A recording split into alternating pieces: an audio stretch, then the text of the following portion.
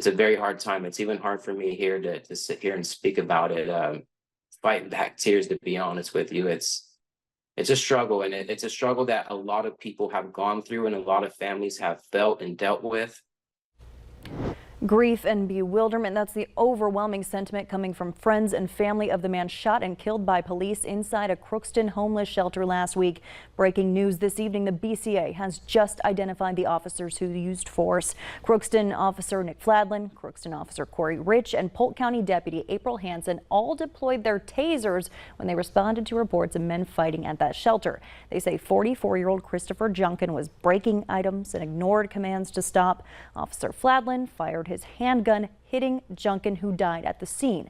Now, interestingly, Fladlin is the same officer who shot his handgun just weeks ago in late May at a man who was swinging a hatchet and started approaching officers. The BCA says that man died of multiple gunshot wounds. Now, Junkin's family and friends, who you heard from, say while he wasn't perfect, he was a good man who did not deserve to die the way he did. Valley News Team's Gabriel Osler has our story. He was very intelligent.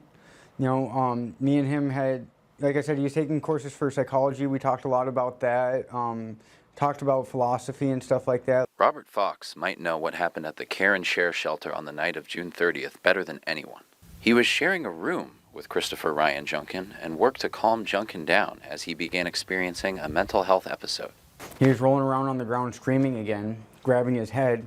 And it sounded like he was trying to pull himself out of it. Like he kept yelling things like, I'm sorry, I love myself. Eventually, things escalated to the point that shelter staff called the police, not Fox. He made it clear that he did not want to press charges against Junkin, nor did he want him arrested. I tried explaining to the police when they got there. I was like, look, this is a mental health issue. It's not a fight. I don't want to press charges. They're like, well, what do you want us to do?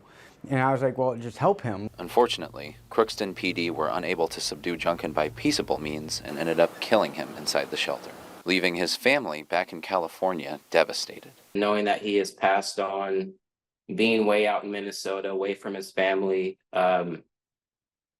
you know, it's been really difficult on us. They described Junkin as an incredibly generous and thoughtful man who had endured his struggles but was on a path of personal betterment. No matter what he was going through, he was always still there for people. And they don't understand why the confrontation had to end with the use of deadly force, a feeling shared strongly by Fox. There were 6 of them up there when they shot him. Like, I think that, you know, if these people want to be cops as their profession, that, you know, they need to have a little more courage than that.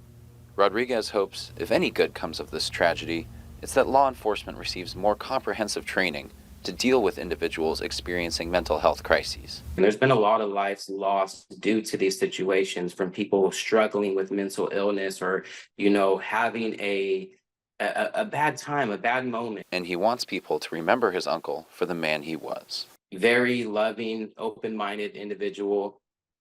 Loved to help others. Like I said, he would literally give the shirt off his back to help a person in need. And I've seen this happen personally on many occasions. In Crookston, Gabriel Osler, Valley News Live. There is a GoFundMe page to help the family pay for cremation expenses so they can get Junkin's remains back to his home state of California. We have a link to that page on the Valley News Live website. Just click on this story.